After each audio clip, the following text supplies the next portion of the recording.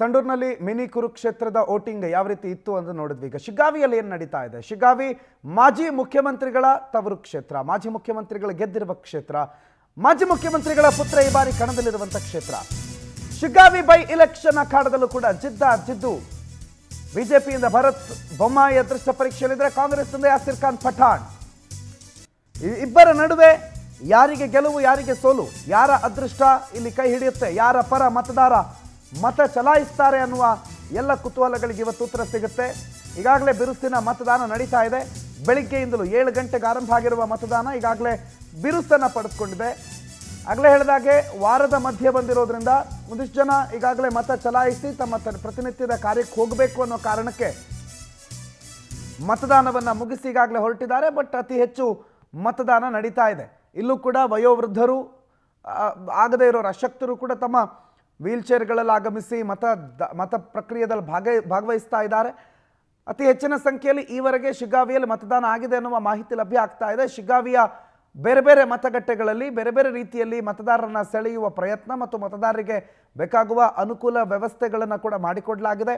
ಕೆಲವು ಕಡೆ ಅಂದರೆ ಶಿಗ್ಗಾವಿ ಆ ಭಾಗದಲ್ಲಿ ಸ್ವಲ್ಪ ಬಿಸಿಲಿನ ಝಳ ಹೆಚ್ಚಿರೋದ್ರಿಂದ ಅಲ್ಲಲ್ಲಿ ಶಾಮಿಯಾನ ಮತ್ತೊಂದು ಮಗದೊಂದುಗಳನ್ನು ಅಳವಡಿಸಿ ಜನರಿಗೆ ಸಹಾಯ ಆಗೋ ರೀತಿಯಲ್ಲಿ ಅವಕಾಶವನ್ನು ಅಲ್ಲಿನ ಚುನಾವಣಾ ಆಯೋಗ ಮಾಡಿಕೊಟ್ಟಿದೆ. ಜೊತೆಗೆ ಮತದಾನದಲ್ಲೂ ಕೂಡ ಬೆಳಗ್ಗಿನಿಂದಲೂ ಬಹಳ ಉತ್ಸಾಹದಿಂದ ಅಲ್ಲಿನ ಮತದಾರರು ಭಾಗಿಯಾಗಿದ್ದಾರೆ.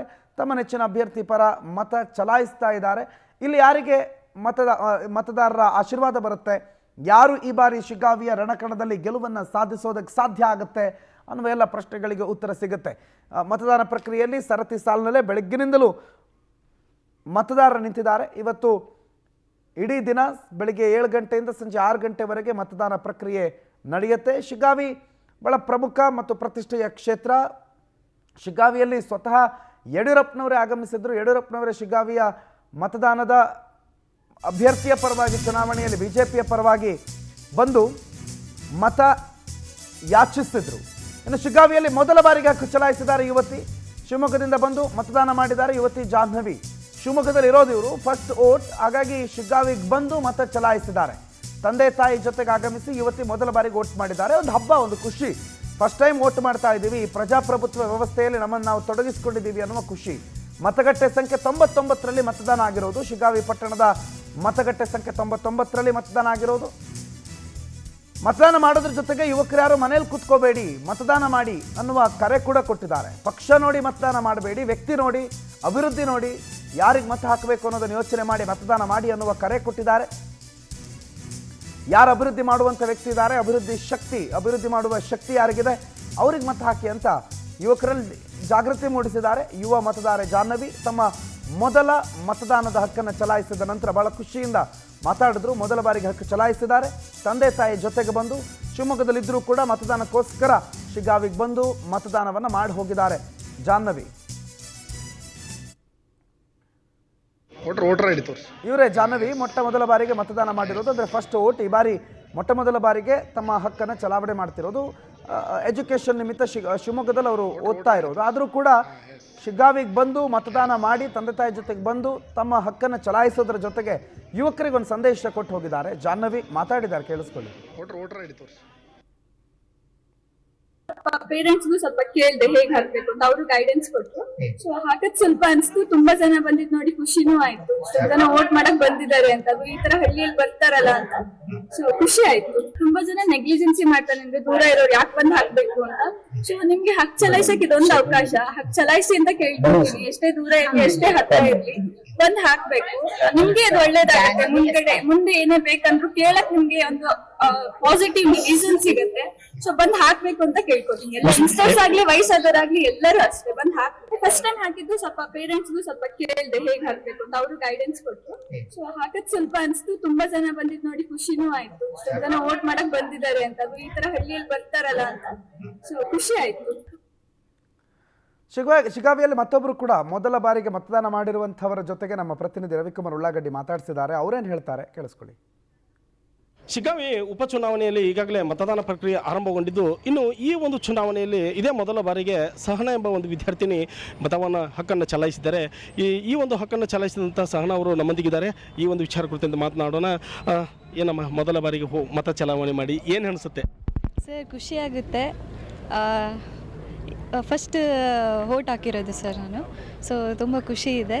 And I am 18+, so I can do anything. Thank you sir, thank you. ಏನು ಮತವನ್ನು ಚಲಾವಣೆ ಮಾಡಿದೆಯಾ? ಆಯ್ಕೆ ಆಗುವಂಥ ಜನಪ್ರತಿನಿಧಿಗಳಿಗೆ ಒಬ್ಬ ತರುಣಿ ಏನು ಹೇಳಕ್ಕೆ ಇಷ್ಟಪಡ್ತೀವಿ? ಇವತ್ತಿಯಾಗಿ ಏನು ಹೇಳಕ್ಕೆ ಇಷ್ಟಪಡ್ತೀವಿ? ಏನಿಲ್ಲ ಸರ್, ಎಲ್ಲರಿಗೂ ಚೆನ್ನಾಗಿ ಒಳ್ಳೆಯ ಅವಕಾಶ ಕೊಡಬೇಕು ಆ್ಯಂಡ್ ಎಲ್ಲರಿಗೂ ಒಳ್ಳೇದು ಮಾಡಬೇಕು. That's it. ಕಳೆದ ಬಾರಿ ಚಲಾವಣೆ ಪಡ್ಕೊಂಡಿದ್ದಿಲ್ಲ, ಉಪಚುನಾವಣೆಯಲ್ಲಿ ಚಲಾವಣೆ ಹಕ್ಕನ್ನು ಪಡೆದುಕೊಂಡಿದ್ದೀಯಾ? ಏನು ಅನ್ಸುತ್ತೆ ಫೀಲ್? ತುಂಬ ಖುಷಿ ಆಗುತ್ತೆ ಸರ್.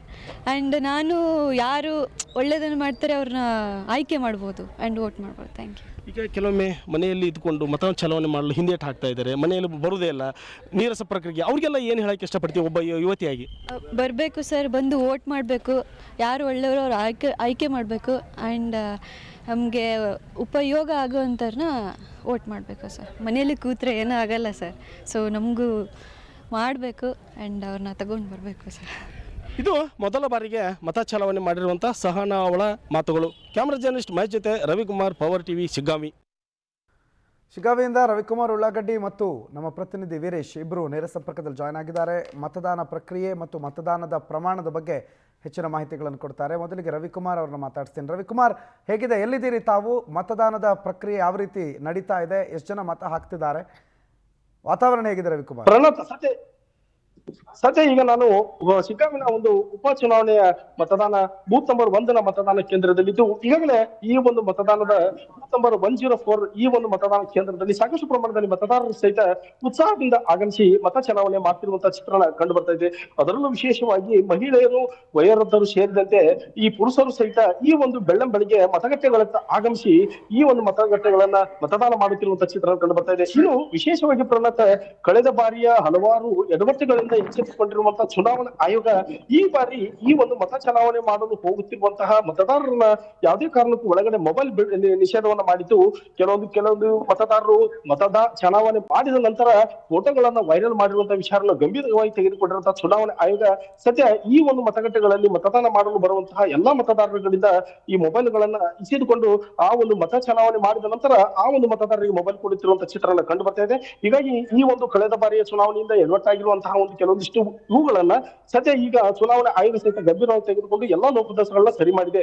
ಇನ್ನೊಂದು ಕಡೆ ಮತದಾರರು ಸಹಿತ ಅದರಲ್ಲೂ ವಿಶೇಷವಾಗಿ ಮಹಿಳೆಯರು ಈ ಒಂದು ಚಿಕ್ಕದಾದಂತಹ ಮಕ್ಕಳನ್ನು ತೆಗೆದುಕೊಂಡು ಬಂದು ಬೆಳ್ಳಂಬೆಳಿಗ್ಗೆ ಮತಗಟ್ಟೆಗಳಿಂದ ಆಗಮಿಸಿ ಮತ ಚಲಾವಣೆ ಮಾಡುತ್ತಿರುವಂತಹ ಚಿತ್ರವನ್ನು ಕಂಡು ಬರ್ತಾ ಇದೆ. ಅದೇ ರೀತಿಯಾದಂತಹ ಒಂದು ಪುರುಷರು ಸಹಿತ ಸಾಕಷ್ಟು ಪ್ರಮಾಣದಲ್ಲಿ ಸರದಿ ಸಾಲಿನಲ್ಲಿ ನಿಂತುಕೊಂಡು ಮತ ಚಲಾವಣೆ ಮಾಡುತ್ತಿರುವಂತಹ ಚಿತ್ರವನ್ನು ಕಂಡು ಬರ್ತಾ ಇದೆ. ಹೀಗಾಗಿ ಈ ಒಂದು 104ನೇ ಮತಗಟ್ಟೆಗಳಲ್ಲಿ ಸಹಿತ ಸಾಕಷ್ಟು ಪ್ರಮಾಣದಲ್ಲಿ 4 ಮತಗಟ್ಟೆಗಳನ್ನು ಇಲ್ಲಿ ಸ್ಥಾಪನೆ ಮಾಡಲಾಗಿದ್ದು, 4 ಬೂತ್ಗಳಲ್ಲಿ ಸಹಿತ ಸಾಕಷ್ಟು ಪ್ರಮಾಣದಲ್ಲಿ ಜನಜಂಗುಳಿಯಾಗಿರುವಂತಹ ಒಂದು ಮತದಾರರು ಸರದಿ ಸಾಲಲ್ಲಿ ನಿಂತುಕೊಂಡು ಮತ ಚಲಾವಣೆ ಮಾಡುತ್ತಿರುವಂತಹ ಚಿತ್ರಣ ಸದ್ಯ ಕಂಡು ಬರ್ತಾ ಇದೆ.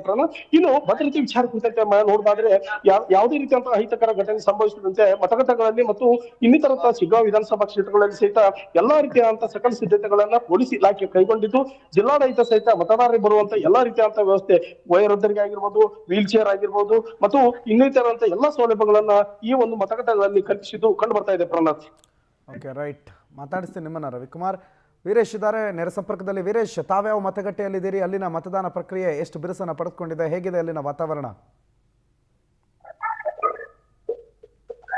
ಪ್ರಣತ್, ಇದು ಬಿಜೆಪಿ ಅಭ್ಯರ್ಥಿ ಭರತ್ ಬೊಮ್ಮಾಯಿ ಅವರು ಮತದಾನ ಮಾಡುವಂತ ಬೂತ್ ಬಳಿ ನಾನಿದ್ದೀನಿ. 102ರ ಬೂತ್ ನಲ್ಲಿ ಅವರು ಮತದಾನ ಮಾಡೋದಕ್ಕೆ ಬರ್ತಾರೆ. ಆ ಒಂದು ಸ್ಥಳದಲ್ಲಿ ನಾನಿದ್ದೀನಿ, ನೋಡ್ಬೋದು. ನಿಮ್ಗೆ ಆ ಬೂತ್ ನ ಸ್ಥಳವನ್ನ ತೋರಿಸ್ತಾನೆ. ಇದು ಭರತ್ ಬೊಮ್ಮಾಯಿ ಅವರು ಮತದಾನ ಮಾಡುವಂತ ಬೂತ್ ನಂಬರ್ 102ರ ಮತಗಟ್ಟೆಯಲ್ಲಿ ಸಾಕಷ್ಟು ಜನರು ಕೂಡ ಬೆಳಗಿನ ಉತ್ಸಾಹದಿಂದಾಗಿ ಮತದಾನ ಮಾಡೋದಕ್ಕೆ ಎಲ್ಲರೂ ಕೂಡ ಬರ್ತಾ ಇದ್ದಾರೆ. ಯುವಕರಾಗಿರ್ಬೋದು, ವೃದ್ಧರಾಗಿರ್ಬೋದು, ಮಹಿಳೆಯರು, ಹೀಗೆ ಸಾಕಷ್ಟು ಜನರು ಕೂಡ ಮತದಾನ ಹಕ್ಕಿರುವಂತವ್ರು ಎಲ್ಲರೂ ಕೂಡ ತಮ್ಮ ಹಕ್ಕನ್ನು ಚಲಾಯಿಸೋದಕ್ಕೆ ಬೆಳಗಿನ 7 ಗಂಟೆಗೆ ಮತದಾನ ಆರಂಭ ಆಯ್ತು. ಅಂದಿನಿಂದನೂ ಕೂಡ ಸಾಕಷ್ಟು ಜನರು ಕೂಡ ಉತ್ಸಾಹದಿಂದಾಗಿ ಸರತಿ ಸಾಲಿನಲ್ಲಿ ನಿಂತ್ಕೊಂಡು ಎಲ್ಲರೂ ಕೂಡ ಶಾಂತಿಯುತವಾಗಿ ಮತದಾನ ಮಾಡ್ತಾ ಇದ್ದಾರೆ. ಒಂದ್ ಜೊತೆಗೆ ಇಲ್ಲಿ ಎಲ್ಲಾ ರೀತಿಯಾದಂತಹ ಒಂದು ಬಿಗಿ ಭದ್ರತೆ ಪೊಲೀಸ್ ವ್ಯವಸ್ಥೆಯೊಂದಿಗೆ ಮತದಾರರಿಗೆ ಯಾವುದೇ ರೀತಿಯ ತೊಂದರೆ ಆಗದಂಗೆ ಜಿಲ್ಲಾಡಳಿತ ಎಲ್ಲಾ ರೀತಿಯಾದಂತಹ ಒಂದು ಅನುಕೂಲಕರ ವಾತಾವರಣ ನಿಟ್ಟಿನಲ್ಲಿ ಎಲ್ಲಾ ರೀತಿಯಾದಂತಹ ಒಂದು ವ್ಯವಸ್ಥೆ ಕೂಡ ಮಾಡಿರುವಂತದ್ದು. ಹೀಗಾಗಿ ಮತದಾರರು ಯಾವುದೇ ಆತಂಕಗೊಳಗಾಗದೆ ನಿಧಾನವಾಗಿ ಬಂದು ಮತದಾನ ಚಲಾವಣೆ ಮಾಡೋದಕ್ಕೆ ಎಲ್ಲರೂ ಕೂಡ ಸರತಿ ಸಾಲಿನಲ್ಲಿ ನಿಂತು ಇದೀಗ ಮತ ಚಲಾವಣೆ ಮಾಡ್ತಾ ಇರುವಂತದ್ದು. ಪ್ರಣತ್, ಬೆಳಗಿನ ಕೂಡ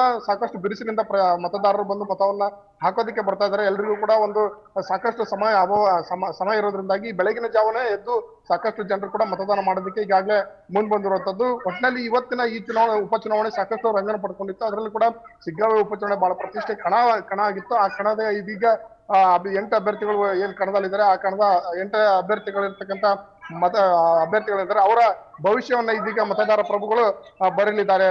Pranoth. Right, okay, thank you Ravikumar, thank you Veeresh, ಇಬ್ಬರಿಗೂ ಕೂಡ ಧನ್ಯವಾದಗಳು. ಮುಂದಿನ ಹಂತದಲ್ಲಿ ಇನ್ನಷ್ಟು ಮಾಹಿತಿಗಳನ್ನು ನಿಮ್ಮಿಂದ ಪಡೆದುಕೋತೀವಿ.